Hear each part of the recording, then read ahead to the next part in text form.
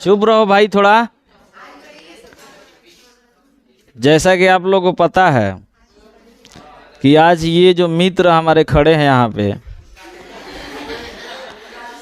है ना, जिनका नाम राजेश सर होता है, आई नो कि आप जानते हैं।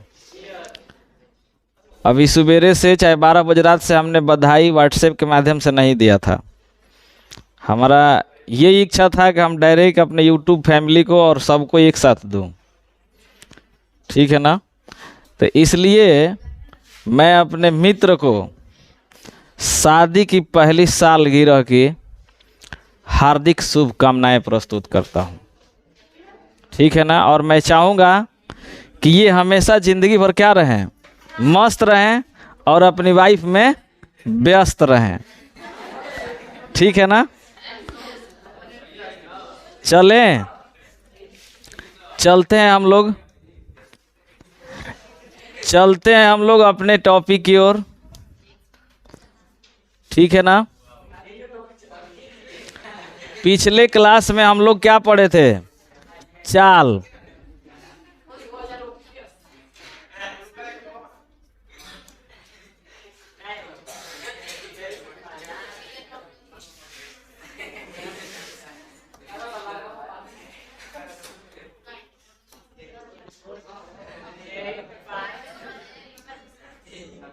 पिछले क्लास में हम लोग चर्चा किए थे किस पर? स्पीड पर।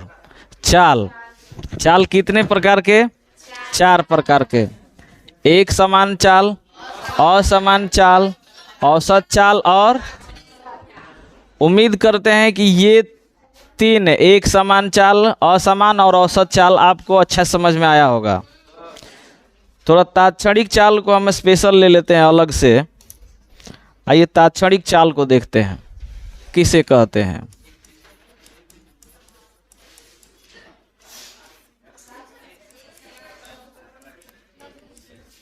तात्क्षणिक चाल को समझने की प्रयास कीजिएगा। तात्क्षणिक चाल जो होता है वो किसी वस्तु की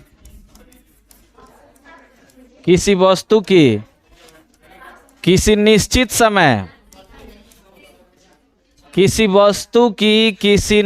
समय या क्षण पर चाल तात्क्षणिक चाल कहलाता है। तात्क्षणिक चाल कहलाता है, ठीक है ना। क्या मस्त एकदम। किसी वस्तु की किसी निश्चित समय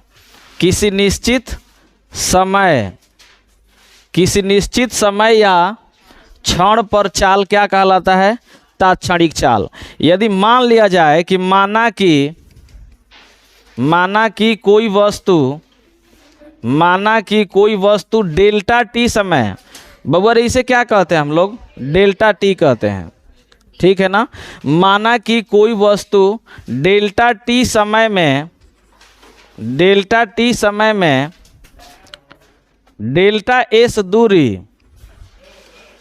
डेल्टा एस दूरी तय करे तो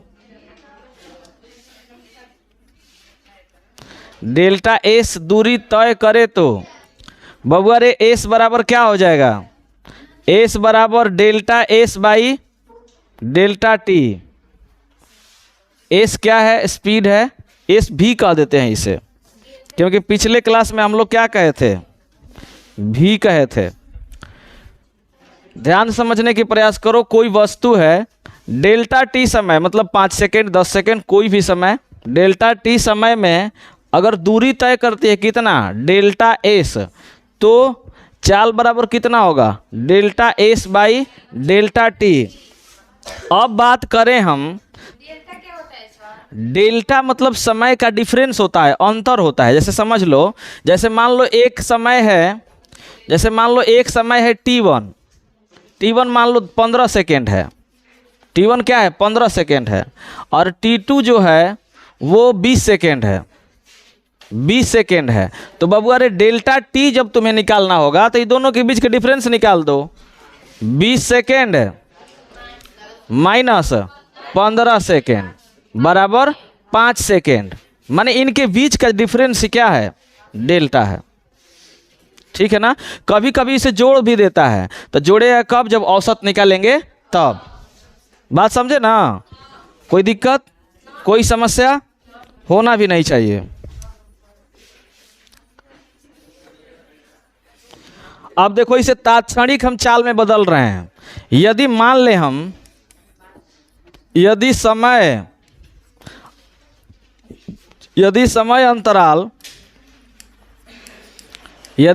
अंतराल वही डेल्टा टी, यदि समय अंतराल अति अल्प हो, क्या हो?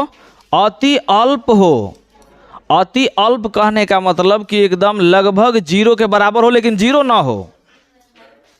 अति अल्प समय, अति मतलब बहुत, अल्प मतलब कम, बहुत कम समय। तो बहुत कम समय कहने का मतलब कि डेल्टा टी लगभग किसके बराबर हो? जीरो के बराबर। ठीक।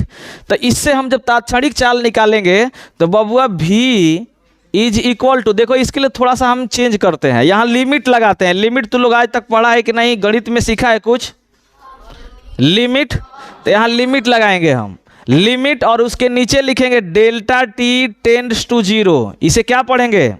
Limit delta T tends to zero. इसका तात्पर्य ये हुआ कि समय जो है वो लगभग जीरो के बराबर है लेकिन जीरो नहीं है। क्या समझे? Limit delta T tends to zero, इसका मतलब जो समय है डेल्टा टी है वो जीरो से थोड़ा सा बड़ा है लेकिन जीरो नहीं है। बात समझे ना? तो बबुआ यही वाला लिख देंगे delta S by delta T. अब समझो थोड़ा सा यहाँ पे कि जैसे ही हम लिमिट लगाएंगे और delta T tends to zero करेंगे, जितना डेल्टा है, जहाँ जहाँ तुम्हें डेल्टा दिख जाए वो सब बदल जाएगा कौची में? डी में। डेल्टा किसमें बदल जाएगा? डी में। हमेशा बात याद रखना, जैसे ही हमने लिमिट लगाया delta T tends to zero किया, तो जितना भी डेल्टा तुम्हें दिख जाए उस इक्वेशन में आपको क्या कर देना है? डेल्टा के जगह पे डी कर देना है। तो बबुआ रे v इज इक्वल टू क्या हो जाएगा? D S by D T, D S by D T. अब तुम लोग गणित में थोड़ा सा इंट्रोडक्शन पढ़ा होगा अवकलन और समाकलन का, पढ़े हो का? अवकलन और समाकलन, अवकलन और समाकलन। इस समाकलन का चिन्ह ऐसे होता है, और समाकलन में हम क्या लिखते हैं? अवकलन में क्या लिखते हैं? डी बाई डी एक्स लिखते हैं, डी बाई डी एक्स। अब तुम एक्स के जगह पे टी भी लिख सकते हो, एम भी लिख सकते हो, ए भी लिख सकते हो, कुछ भी लिख सकते हो। नीचे जो राशि रहेगी इसका तात्पर्य ये है कि ऊपर वाली राशि का उसी के सापेक्ष हमें क्या निकालना है? अवकलन। ये थोड़ा सा इंट्रोडक्शन हम भी देंगे, क्योंकि अवकलन और समाकलन अगर मुख्य रूप से देखा जाए तो ये फिजिक्स वाले ने इसका जन्म दिया था। वो अलग बात है कि हम लोग पढ़ते इसे कहाँ है? गणित में। लेकिन फिजिक्स में भी इसका कम उपयोग नहीं है। किसका? अवकलन और समाकलन का। इसलिए कुछ देर बाद कहने का तात्पर्य है कि 1-2 क्लास में हम लोग अवकलन और समाकलन की भी थोड़ा सा चर्चा करेंगे। तो यहाँ पे क्या है? अब देखो तो इसको हम क्या कह सकते हैं? एस का डिफरेंशिएशन किसके सापेक्ष है? टी के सापेक्ष। यही तो आप सीखे होंगे। एस का अवकलन किसके सापेक्ष? टी के सापेक्ष। अगर यहीं पे अगर बबुआ रे D S by D x रहता तब क्या कहते हैं? कहते कि एस का अवकलन किसके सापेक्ष है? एक्स के सापेक्ष। मतलब अवकलन ज्ञात करना है किसके सापेक्ष? एक्स के। लेकिन यहाँ पे किसके सापेक्ष? टी के सापेक्ष। ये होता है तात्क्षणिक चाल। फिर से रिपीट कर दें। यदि देखो माना कि हमने पहले शुरू से स्टार्ट करते हैं। देखो ध्यान दो, परिभाषा को पहले समझो। किसी वस्तु की किसी निश्चित समय या क्षण, मैंने जवना समय तू घड़ी देख ले खटाखट फटाफट, उ समझ जाऊ वस्तु के जवन चाल बा उ का बा? तात्क्षणिक चाल कहला जाई। जैसे हम बोलने की कल समझा रहे थे थोड़ा सा कि कहीं हम जा रहे हैं रास्ते में किसी समय अचानक हम अपने गाड़ी के मीटर को अगर देख लें तो वही चाल क्या कहलाता है? तात्क्षणिक चाल कहलाता है। इसमें कोई दो राय नहीं है, यही है तात्क्षणिक चाल। बात समझे कि नहीं समझे? तो किसी क्षण हम देख लिए तो उस चाल को हम लोग क्या बोल देंगे? तात्क्षणिक चाल। यदि हम मान लें कि कोई वस्तु है डेल्टा टी समय में, डेल्टा टी मतलब 1 घंटा 2 घंटा 5 घंटा कुछ भी हो सकता है, डेल्टा टी समय में वो दूरी तय करे डेल्टा एस, मतलब कुछ दूरी को तय कर ले, तो बाबू अरे v बराबर क्या होगा, delta S by delta T. अब हमने बोला कि यदि समय अंतराल अति अल्प हो, अति अल्प मतलब जीरो के बराबर न हो, जीरो से थोड़ा सा क्या हो, ऊपर हो, लेकिन लगभग हम लोग उसे जीरो के बराबर ही मानते हैं, समझे ना। तो यहाँ पे delta T tends to zero. अब लिमिट लगाएंगे इसी इक्वेशन में, तब v is equal to limit delta T tends to zero delta S by delta T. अब हमने क्या बोला कि जैसे ही लिमिट लगाएंगे डेल्टा किसे बदल जाएगा, t में। हमने क्या कर दिया, डेल्टा के जगह पे d लिख दिया, अर्थात v is equal to D V by D T. कोई दिक्कत, कोई समस्या, कोई परेशानी होना भी नहीं चाहिए।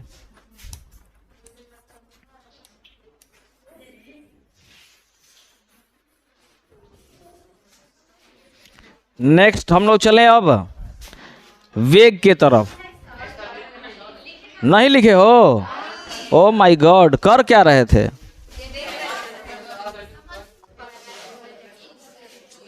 हो गया क्या, आगे बढ़े क्या? चलो नेक्स्ट हेडिंग बनाओ वेग।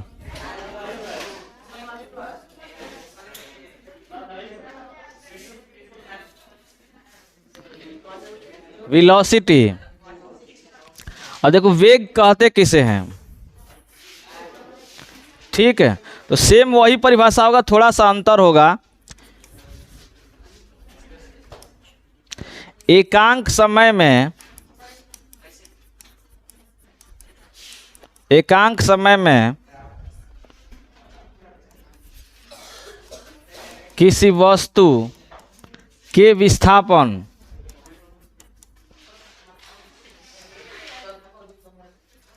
एकांक समय में किसी वस्तु के विस्थापन को वेग कहते हैं। एकांक समय में किसी वस्तु के विस्थापन को वेग कहते हैं। इसके अलावा और भी परिभाषा हो सकता है। किसी वस्तु द्वारा निश्चित दिशा में अगर दूरी तय की जाए और उस दूरी को तय करने में कुछ समय लगे, तो वो निश्चित दिशा में तय की गई दूरी बटा में समय के अनुपात को हम लोग क्या कह देंगे, वेग कह देंगे। ठीक, यहाँ दिशा जो है क्या होता है, निश्चित होता है, और दूरी वाला में क्या होता है, चाल वाला में क्या होता है, दिशा निश्चित नहीं होता है, वो कहीं भी जा सकता है। बात समझे ना बबुआ? तो यहाँ पे आवाज कम करो बबुआ। इसे भी वेक्टर, देखो इसे क्या पढ़ते हैं, ऊपर तीर का निशान दे देंगे, उसे हम लोग क्या पढ़ेंगे, वेक्टर। इसे क्या पढ़ेंगे बबुआ, वी वेक्टर। वेक्टर मतलब सदिश, वे वेक्टर, वी वेक्टर मतलब सदिश। इसे भी वेक्टर द्वारा सूचित किया जाता है,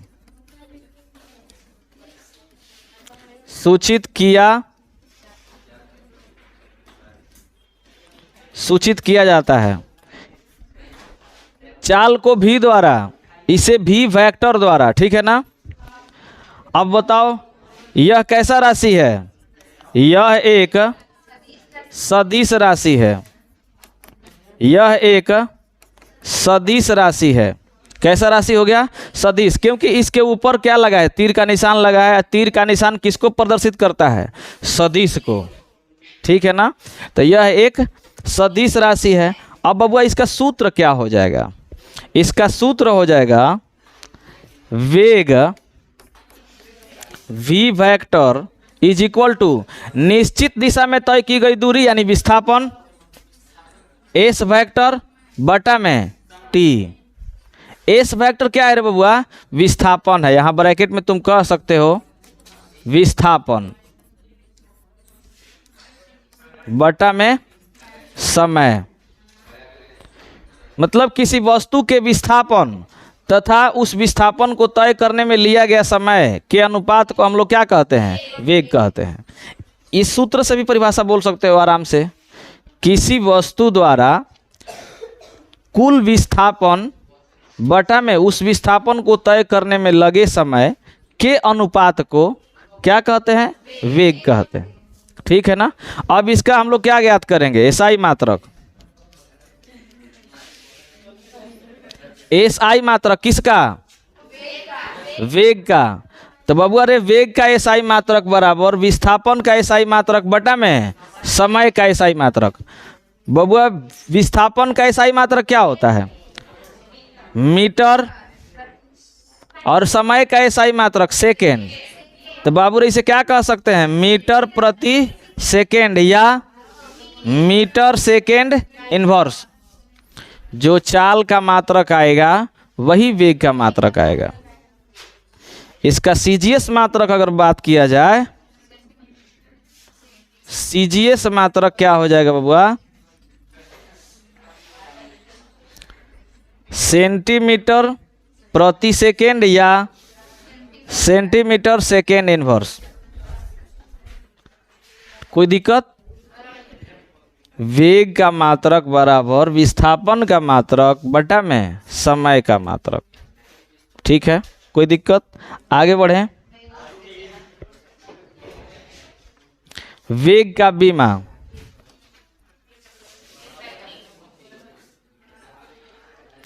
वेग का बीमा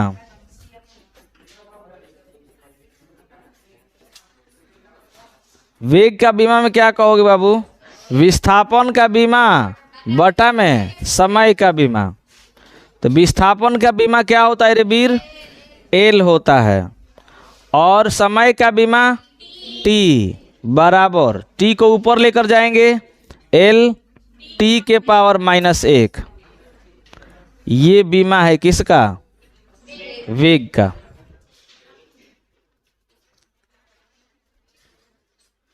किसी को तकलीफ अगर हो तुरंत अपने तकलीफ को बताए। यस, लेकिन वेग और चाल में सिर्फ और सिर्फ इतना अंतर है कि वेग सदिश राशि है, चाल अदिश राशि है। इसके अलावा वेग शून्य भी हो सकता है। जैसे भाई विस्थापन शून्य हुआ था, ये विस्थापन है ऊपर, जब ये शून्य तो फिर वेग भी शून्य है ना। लेकिन दूरी कभी शून्य नहीं होता है।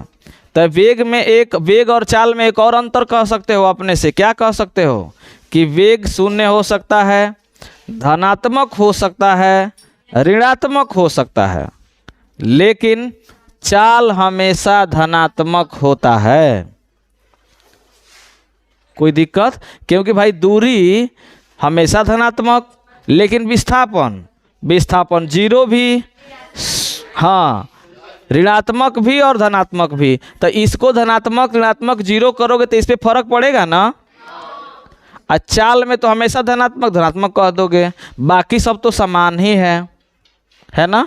जैसे चाल 4 प्रकार के हुआ था, ठीक उसी प्रकार वेग भी कितने प्रकार के? 4 प्रकार के। कौन कौन? एक समान वेग, असमान वेग, औसत वेग, तात्क्षणिक वेग। एकदम आराम से, कोई दिक्कत नहीं ना। आ जाओ। वेग के प्रकार। वेग के प्रकार।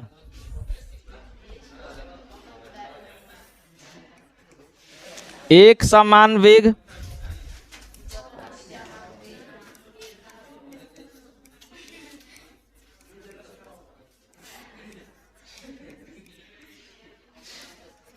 दूसरा असमान वेग,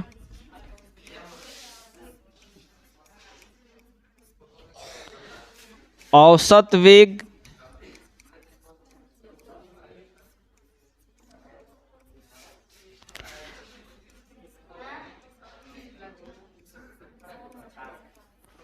तात्क्षणिक वेग। इंग्लिश भी वही हो जाएगा। इसका क्या बोलोगे? Uniform velocity, non uniform velocity, average velocity, instantaneous velocity. Spelling मैंने कल बताया था, है ना। आराम से तुम लोग लिख लोगे। आओ फिर से इसको समझाने की प्रयास करते हैं।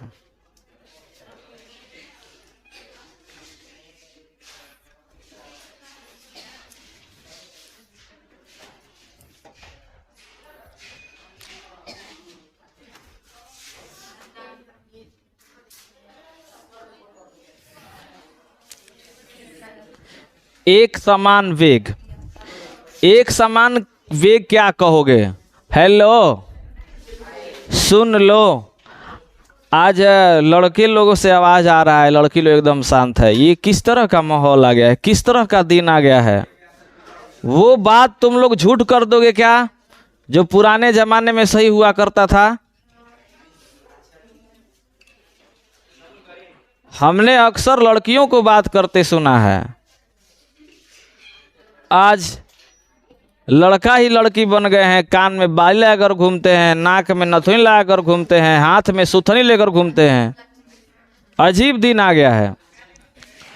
बेचारी लड़की आजकल जीन्स पहनना शुरू कर दी है, लइकन के कुर्ता पहनना शुरू कर दी है, लइकन के बेल्ट पहनना शुरू कर दी है, लइकन के जूता पहनना शुरू कर दी है, लइकन जैसा बाल कटवा के घूमती है।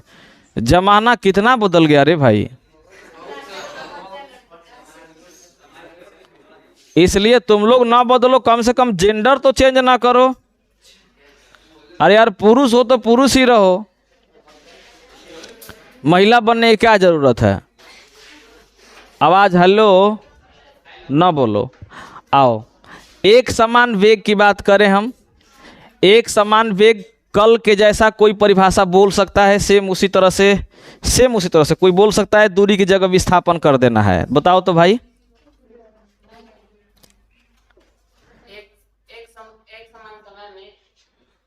समान समय में समान तय की गई वेग को एक समान वेग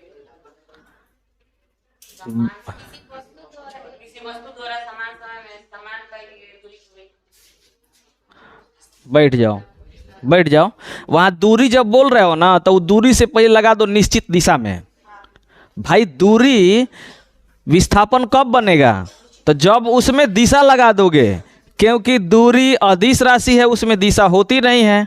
विस्थापन सदिश राशि है, उसमें दिशा होती है। तो बस जहां दूरी बोल रहे हो, जस्ट उससे पहले दो गो शब्द जोड़ दो कि निश्चित दिशा में। निश्चित दिशा में तय की गई दूरी को हम लोग क्या कहते हैं? वेग कहते हैं। आओ इसका परिभाषा बनाने की प्रयास करते हैं। किसी वस्तु द्वारा, फिर से वही बात, क्या कहोगे? किसी वस्तु द्वारा निश्चित समय में, यहां निश्चित रहेगा ना, निश्चित समय में, निश्चित समय में, निश्चित दिशा में, देखो दिशा आ गया, निश्चित समय में, निश्चित दिशा में किसी वस्तु द्वारा समान समय में, कह दो यहां पे,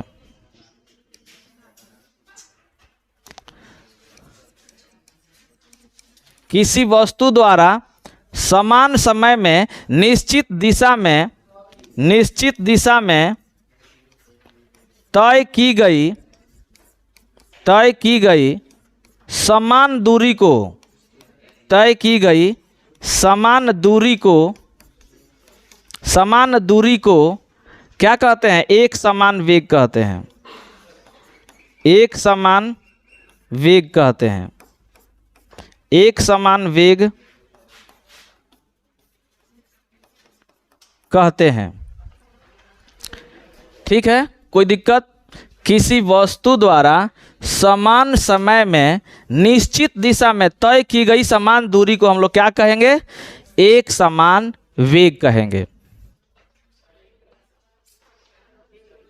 चाहे यहां पे ये भी बोल सकते हो, किसी वस्तु द्वारा समान समय अंतराल में समान विस्थापन, समान विस्थापन को हम लोग क्या कहेंगे?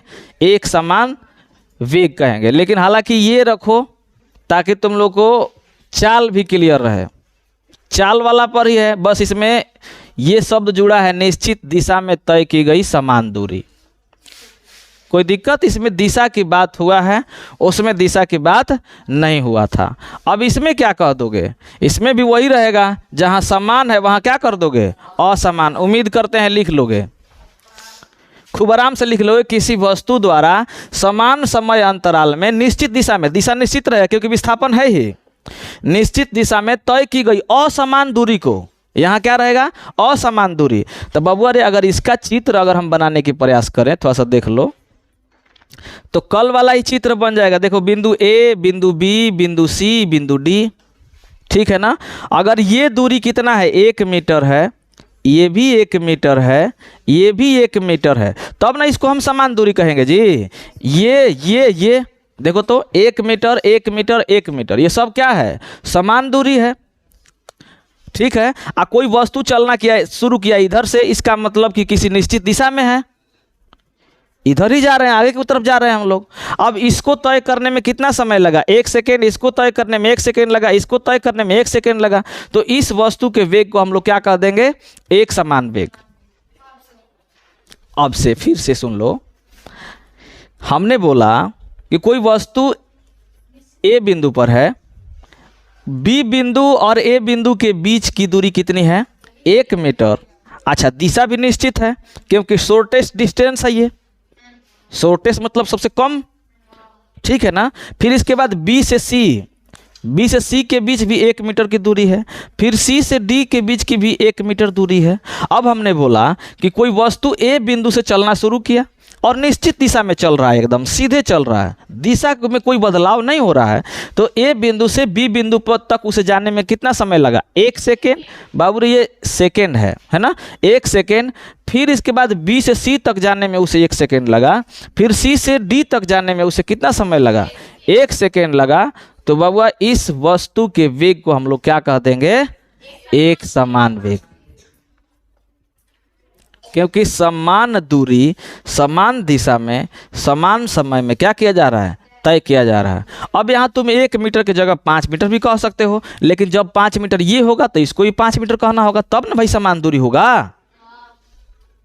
अब ये को 5 मीटर और दूसरा का 10 मीटर, ये समान है, असमान है।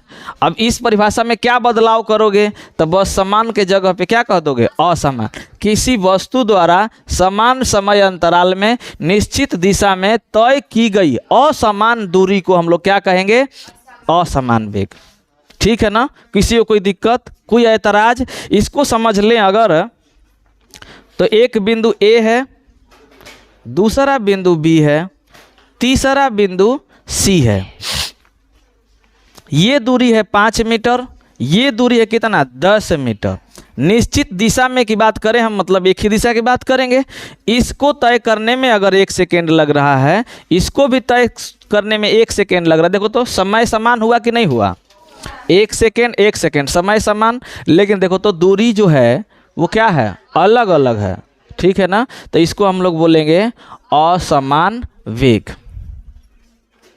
औसत वेग को आराम से कह दोगे, किसी वस्तु द्वारा कुल विस्थापन बटा में उस विस्थापन को तय करने में लिया गया कुल समय के अनुपात को औसत वेग कहते हैं। जहाँ दूरी था वहाँ क्या कर देना है, विस्थापन, या दूरी के साथ साथ निश्चित दिशा जोड़ देना है। बात समझ पा रहे हो। चाल वाला आ जाओ, देखो चल लिख लो इसको यार, उतना दिक्कत है तो लिख लो।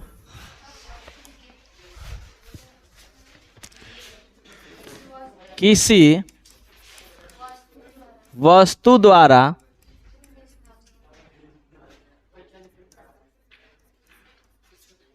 कुल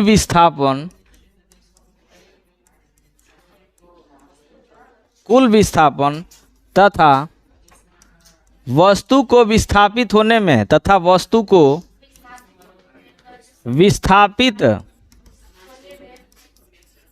विस्थापित होने में लगे समय के अनुपात को औसत वेग कहते हैं।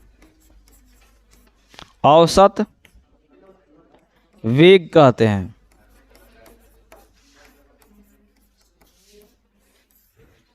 औसत वेग कहते हैं। तो बबुआ रे औसत वेग v vector is equal to क्या होगा, मान लो पहले वो S1 विस्थापित हुई, फिर इसके बाद S2 हुई, तो कुल विस्थापन S1 और S2 को जोड़ देंगे बटा में T1 समय प्लस T2 समय। ये क्या है, औसत वेग का सूत्र है। पहले विस्थापित हुआ S1, देखो इसको हम S1 कह दें, इसको S2 कह दें, तो S1 बराबर 5 सेंटीमीटर, S2 बराबर 10 सेंटीमीटर। समय की बात कर दें, T1 बराबर 1 सेकेंड, T2 बराबर 1 सेकेंड। इससे हम तुरंत एगो न्यूमेरिकल ही बना सकते हैं। यही तो है। देखो तो S1 बराबर क्या दिया है, S1 बराबर 5 मीटर दिया है, S2 बराबर क्या दिया है 10 मीटर, T1 बराबर क्या दिया है 1 सेकेंड, T2 बराबर 1 सेकेंड। तो बताओ तो अगर हम V निकालें, V वेक्टर बराबर 10 और 5 कितना 15 बटा में 2। हम सुने हैं 15 में 2 का भागा देंगे तो 7.5 आएगा। सही सुने क्या? ओके, तो V वेक्टर बराबर 7.5 मीटर प्रति सेकेंड। बस इससे एगो न्यूमेरिकल भी हो गया खटाखट फटाफट। किसी को कोई ऐतराज?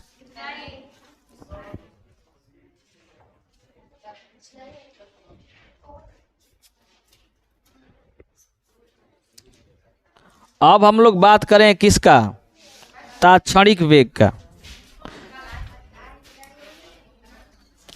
तात्क्षणिक वेग की बात किया जाए क्या?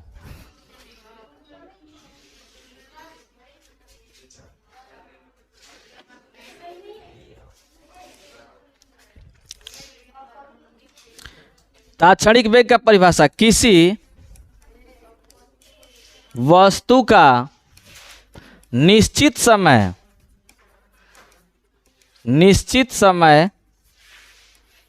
या क्षण, निश्चित समय या क्षण का मतलब अब वो समय ही होता है, ऐसा बात नहीं है। क्षण नहीं लोग बोलता है फटाफट ये क्षण इस तरह से। तो किसी वस्तु का निश्चित समय या क्षण पर वेग को तात्क्षणिक वेग ना तात्क्षणिक वेग कहते हैं। तात्क्षणिक वेग कहते हैं, ठीक, तात्क्षणिक वेग कहते हैं। अब मान लिया जाए कि मान लो कोई वस्तु, यहाँ कह दे माना कि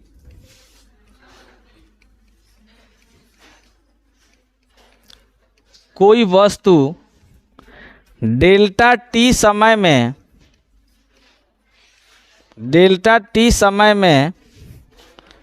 डेल्टा एस विस्थापित हो, डेल्टा एस वेक्टर विस्थापित हो,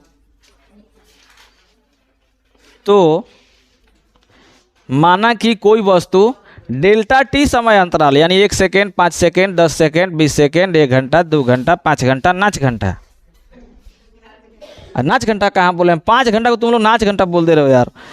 डेल्टा टी समय में डेल्टा एस अगर विस्थापित हो तो बबुआ रे भी वेक्टर बराबर हम क्या कह देंगे, डेल्टा एस वेक्टर बटा में डेल्टा टी।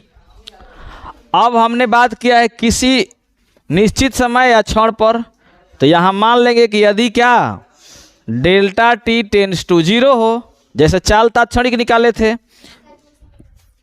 सेम वही यदि समयांतराल अति अल्प हो,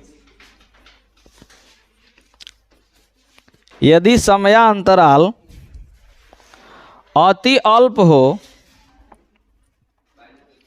यदि समयांतराल अति अल्प हो मतलब डेल्टा टी टेंड्स टू 0, तो क्या कह दोगे, v vector is equal to limit लगाओगे, limit delta T tends to 0 delta S vector बटा में डेल्टा टी। अब लिमिट जब लगा देंगे तो डेल्टा टी और डेल्टा एस क्या बन जाएगा, डी बन जाएगा, अर्थात v vector is equal to D S vector by D T. यही क्या है, तात्क्षणिक वेग है। सेम टू सेम जैसे चाल निकाले हैं वैसे ही वेग। यस बालक उतार लो। किस पर? हाँ जी, ए सदिश न है, सदिश यहाँ बात किए हैं, विस्थापन न है, इसलिए। और नीचे करे भैया।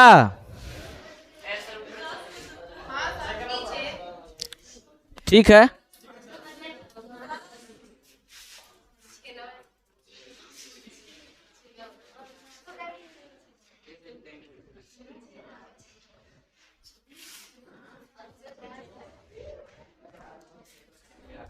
टाइम कितना होता है अभी? ओके, आज कहाँ तक?